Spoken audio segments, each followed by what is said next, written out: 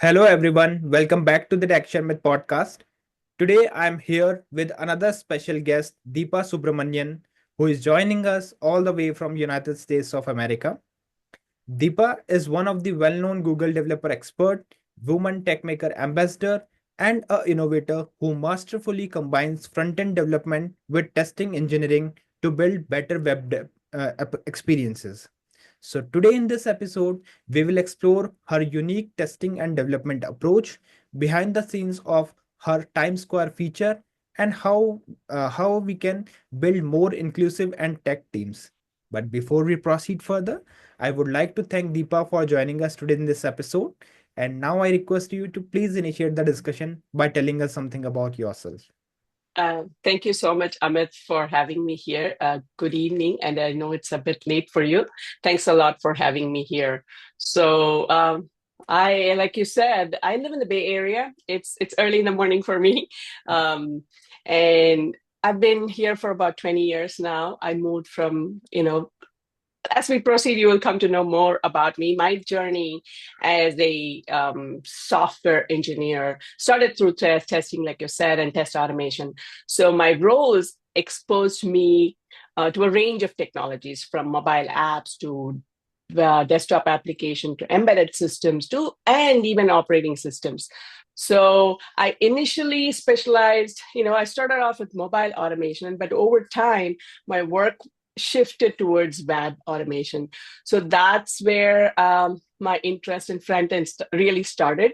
And working closely with user interfaces through automation made me even more curious as what exactly went into developing, and just not with functionality alone, right? So that curiosity led me to deep dive into web development, and it naturally felt like an extension of the skill that I had built. Okay.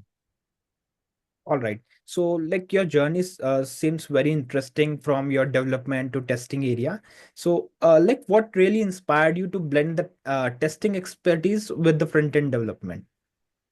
Like I said, it's a natural transition. Any job that I've taken, Amit, Mhm. I change based on that. I learn my skills. It's not that I learned my skills and then it's just that it started off as there was a requirement for me to do web automation, Okay. and along with it, I had to learn the skill and proceed with that.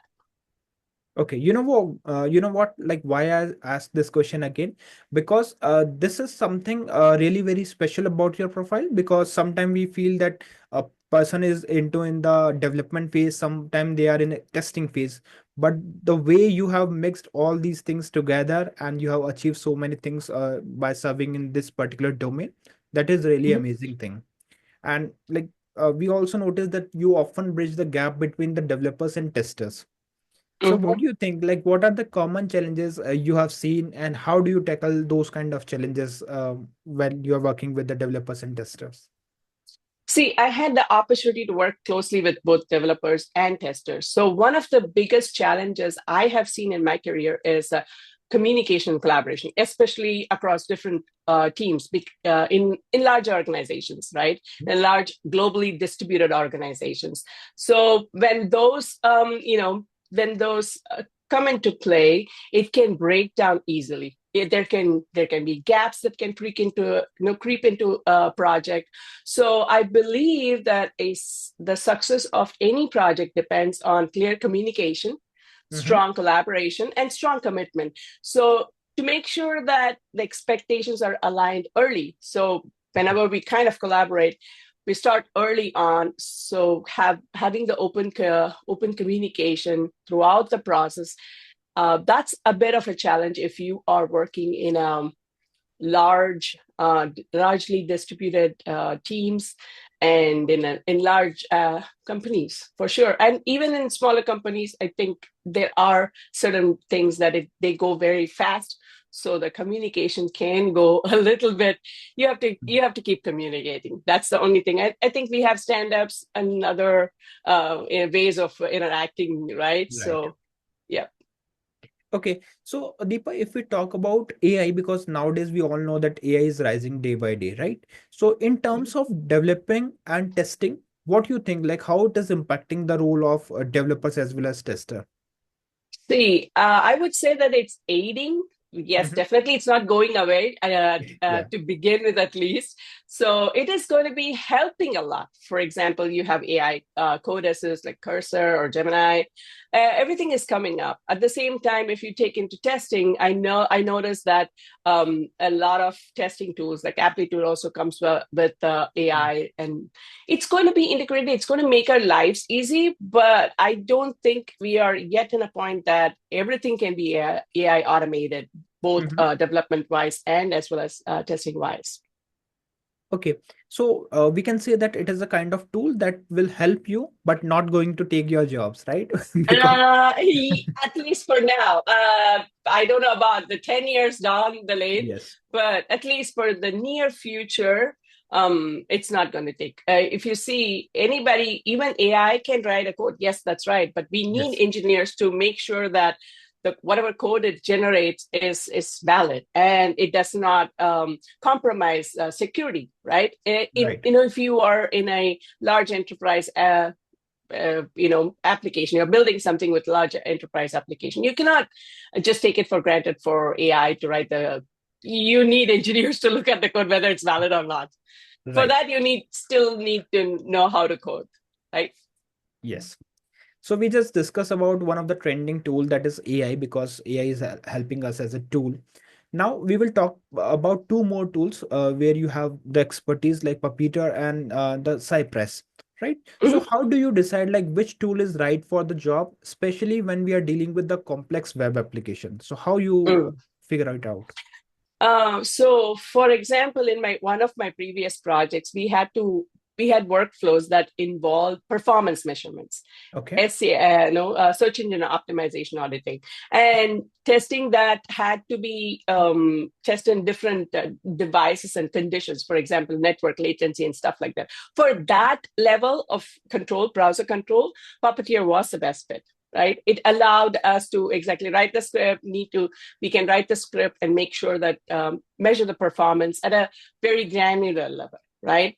On the other hand, when we started focusing more on UI related tasks, right, we needed something fast. So yes, there are other tools in the market, but then Cypress was perfect tool for us because it was it gives you a visual. There's a test runner, and where it visually steps through, and it is super fast that you can catch bugs early.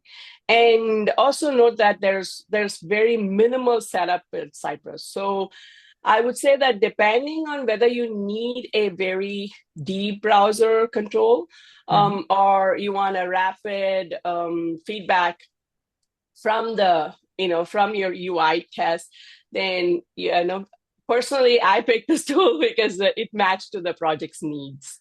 You Okay. know. Okay. And here I would like to ask one question on the behalf of those person like who have recently started their career, because for Mm. developer profile, people are aware that what to start with, how they can start with a programming language, then they can build the project. But if someone is interested to join the IT industry as a tester, so what are Mm. those piece like what are the essential thing that they can consider in their initial days? Initial days, most companies were, hire you for a manual testing, right? So that's how I started my career too. Mhm. And then but then some people stay there, but I'm not a person who sticks around just like that. You have to go more. I like to learn what's going on. And if you want to level up, make sure that you start. It's good. It's a spare. No, it's good to have a hands-on and try to do manual testing. There are certain things that you will only catch in manual testing. Even Yeah, with AI, certain things cannot be caught because end of the day, it's been used by humans, right? correct. Um, but then my suggestion is don't stay in that because you'll get pigeonholed.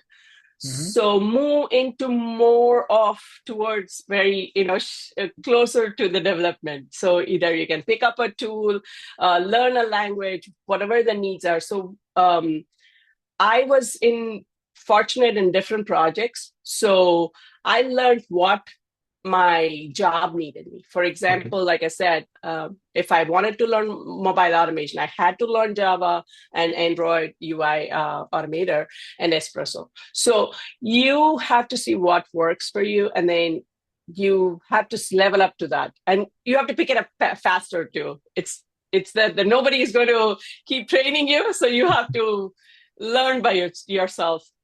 That's how I would start. Okay. All right. So apart from your role as a tester and developer, you are also serving as a Google developer expert.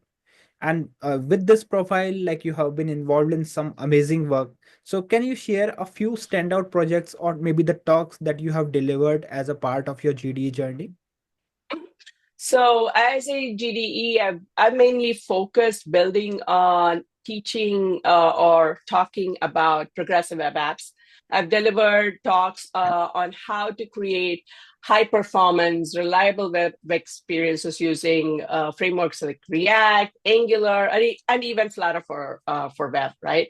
So out of on that note, one of the standout project was workshops where guiding developers through what they can do with their existing applications and how they can convert it as a full progressive application and progressive web application, covering everything from service workers to offline caching and how they can make their application installable, right? Mhm.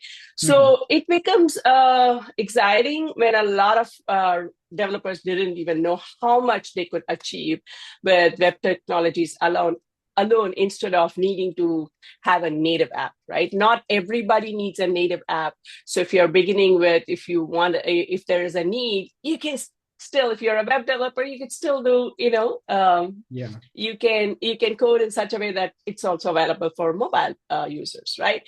So I have spoken in different conferences like DevFest and Women Tech Makers conferences, while focusing and helping on progressive web apps principles. And I would say that, especially in the emerging markets where not everywhere you will have the bandwidth or network connectivity. And those are some of the things that progressive web apps could make it more resilient. So my work, it's just not sharing technical side alone. It's Mhm. also showing how small changes like optimizing for performance or adding a offline support could make a real world impact for users everywhere. So not only just in developing countries, but also underdeveloped countries too. Okay. So like there are so many things, or I would say you have expertise on so many different domains and technological things, right?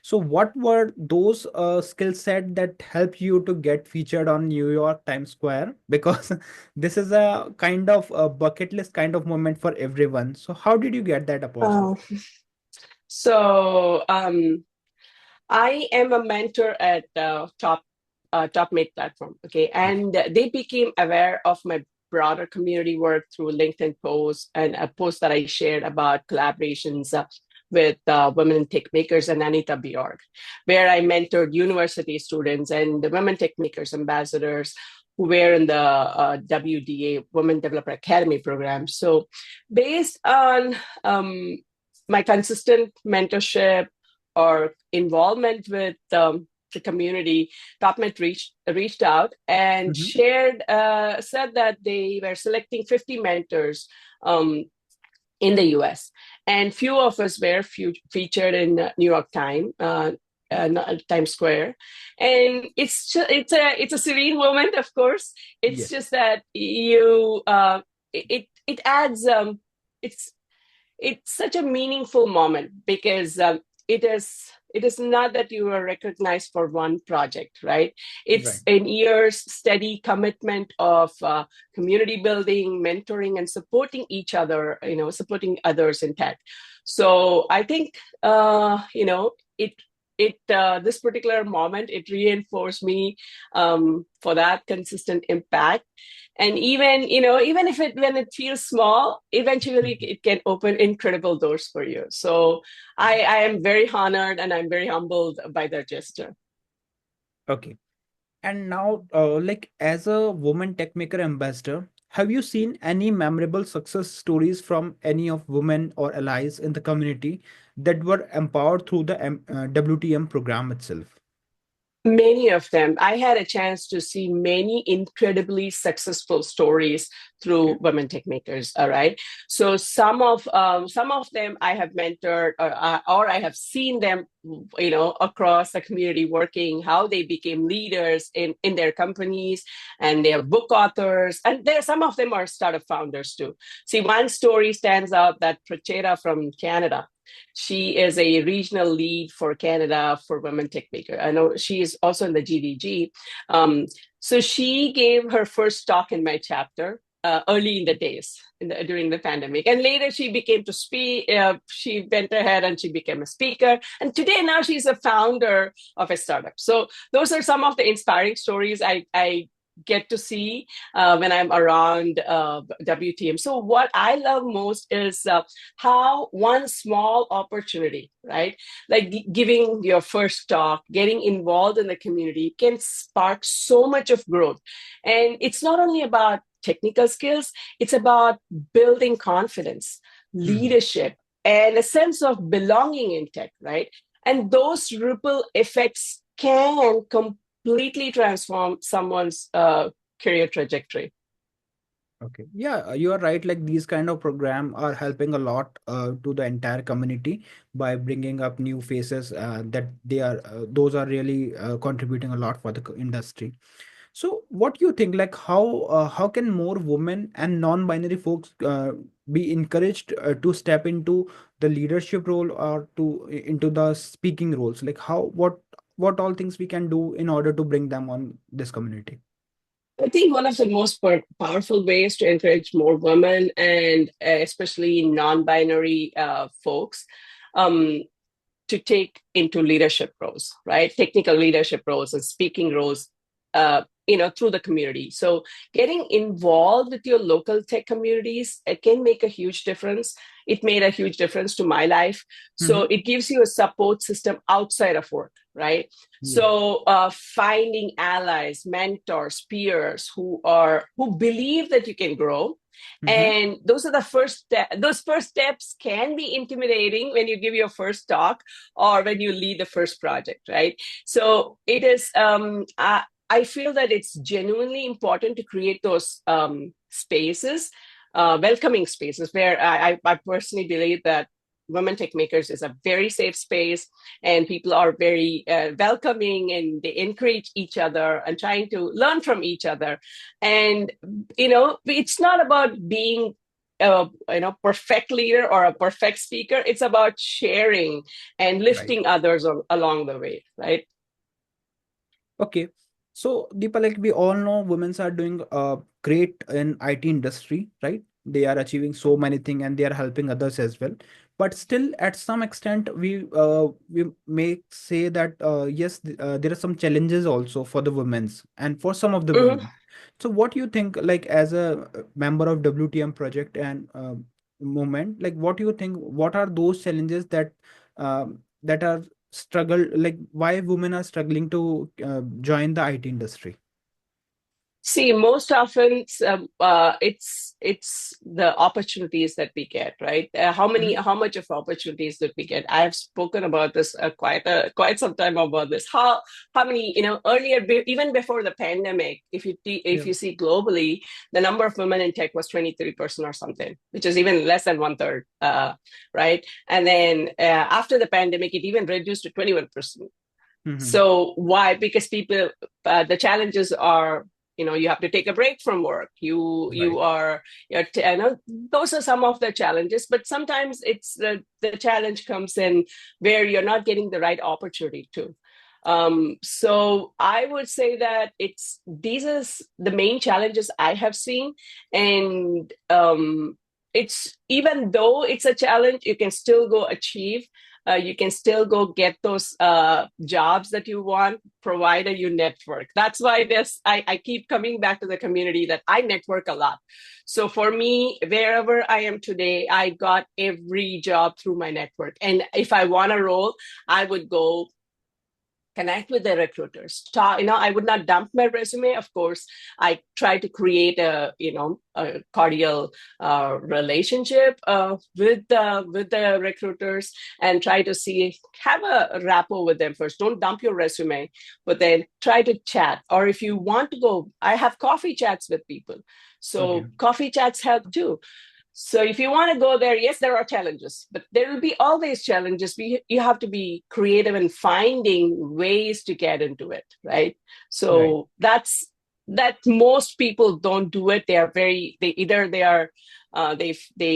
short sell themselves, Mhm. or they don't reach out. Yes. And what we feel like networking, we all know, is something that really helped each and every person, because when like-minded people got connected with each other, they find the solution in a less time, right? So we all Mhm. know LinkedIn is one of the best way through which we can connect with each other, and some in-person events are also there, like workshops and dev conferences. What other thing you would like to suggest to all those person who want to build their network in IT industry? Like, is there any particular portal or maybe the community through which we can join and be a part of? See, um, for first off, anybody could become a woman tech makers ambassador. I come back to this because I'm connected with Google communities. Mm-hmm. Otherwise, go to meetups, show up to meetups, connect in those areas, right? So I would say that I did not know that there was such programs that Programs, existed yes. before. I really wish somebody had told me, but it's just that I found out all of a sudden. There are a lot of there's different groups, so you can go check out what is there happening in. I think there are event-based platforms like Meetup, Luma, and what is it, Eventbrite. Some are free. Take advantage of those, right? Mhm. Connecting with people is something crucial to be in tech, and of course you have to learn along. Otherwise, find out who's your mentor, right? Right. If you want to go somewhere, or you want to be like that person, I want to be, this person inspires me a lot, so I want to go, and I would have a coffee chat if at all I want to. I had to ask different people for, I want to speak, right? I reached out to so many organizers in Meetup. I said, hey, I think I can speak. Can you give me a chance? So Yes. all you need is that one chance, but you have to take the initiative to go talk to people. That's how Okay. you communicate and get through this. Okay. And one more question, for this Women Techmaker program itself, like, is it related to only IT industry, or let's say if some of the women are also contributing in different domains, so can they also apply for it? Some they should ultimately, they can be a business major, right? They Mhm. can be a UX designer, they can be a community manager, as long as they can do something with what, some skill sets that they have. They can put up an event, right? They can very well put up an event. They can inspire others by doing events, or speaking at conferences, or blogging, or mentoring. See, if you, not every time that you can be in tech. Most women, they are in business analytics. So if they are in the leadership role of business analytics, still go ahead, talk to them. Because they did not go through easily to get that leadership role as a Right. business analyst. So it is for all, but then they should in some way inspiring in tech. Okay. It's not only a software engineer per se. Okay. Okay. So fine, like from your journey, like it seems that you have touched so many lives as a mentor. But here I Mhm. would like to ask about your mentors, because behind every successful person, there is a network of support. So for Yeah. you, who were those key people? Early in my career, I really did not find any mentors at my workplaces, right? In Mm-hmm. fact, when I started pursuing opportunities like speaking at conferences, I didn't get the support I hoped for. Sometimes it felt even discouraging and disappointing, but that's when I found out Women Tech Makers community. It was so life changing for me. So through that network, I met incredible mentors like Deborah. She is an Angular GDE. Lisa Duncan, she's also an Angular GDE. James, he is a web technology GDE. And Roman Jacques is a Flutter GDE. So these are the people who kept me encouraged to step forward, to speak, to write, to grow, and be myself. See, their support played a huge role in helping me become a Google developer expert Mm-hmm. and a speaker and a community leader. Right? It showed me that you know. It really showed me that even if your immediate environment isn't supportive, you can still find people and they can change everything for you. Right. So yeah. Okay. All right. So we have talked about the technical skills and other way through which you have contributed. So one more thing I want to ask, like people, sometimes we all know that people have that expertise in particular technical thing or maybe on particular domain, but what they are afraid of is speaking. They are not Mm. that much comfortable to speak on particular topic in front of audience. So for those person, like what are some suggestions, or I would say some advice you would like to share with those person who have something to share but they are afraid of speaking in front of others? As we speak, I am doing a series of events with Google GDG San Jose as a first time speaker series. Yes. So I am giving people opportunities to come and speak. They are hesitant. I just said that you can speak. There's a safe space. Yes, we all have the moments, that we do fumble, we go blank, but you have to start somewhere, right? So Right. when an opportunity provides, I would say you grab it. So there, it's not that if you can. Yes, it is really hard as a person of non-English speaking. Mm-hmm. It is really hard. It was hard for me to begin with too. It's not that I was not able to speak. I was scared to speak at tech. I have given seminars and stuff like that because I come from a different background. But speaking in tech, it was intimidating even for me. But you have to start somewhere. I personally rehearsed. I remember the very first talk I rehearsed with 6 people. Okay. So 6 people. See, you have to find your friends. You have to find your allies. You have to bug people. Say, hey, and you have to ask, hey, I need to speak. Can I speak? Not everybody will be giving you opportunities. Opportunities don't tap on your doorsteps. You have to go find them. Like I said, Alisa was a person who gave me that first opportunity. I'm Right. very grateful for her. She gave me that first opportunity because she thought that I had the potential. So you need to, even though you are technically very well qualified, you need to put across your ideas, even in a team, right? If you're working along a site, you have to communicate with your team. You cannot say that, oh, I'm scared. I know I won't talk in a meeting. Mm-hmm. That does not help in your career. So think of it as start small. You don't have to go big conferences to begin Yes. with. Local meetups, right? Or even at your work. I started at work as lunch learnings. Mm-hmm. So do a small thing. It's not for a whole thing. 15 lightning talks. Start off with that. You don't have to go a full-fledged workshop. Just a lightning talk for 15 minutes. There are a lot of opportunities like that. If you go and if you don't know where to start at your work. Say, hey, I want to do a lunch and learn series. So that helps a lot. I think, but they women have to start somewhere. They are all very technical. They have beautiful ideas.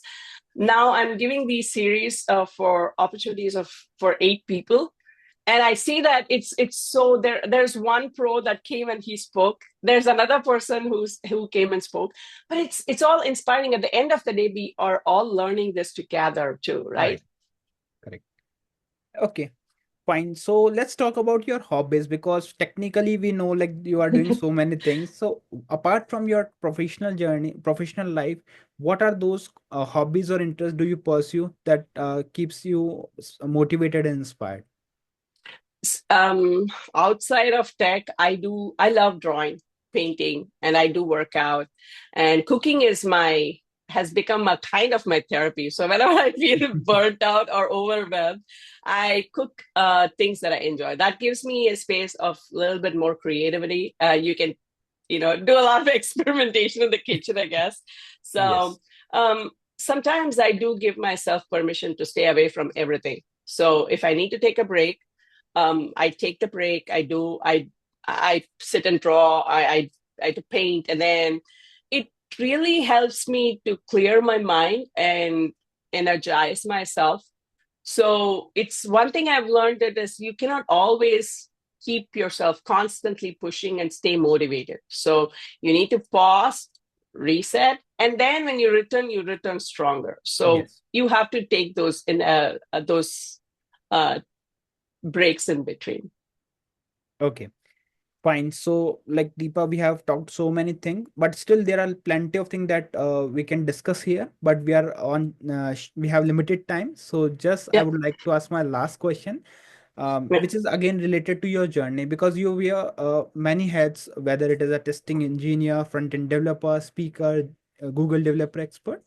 So, how do Mhm. you describe your tech journey so far? Like, how you would like to describe it?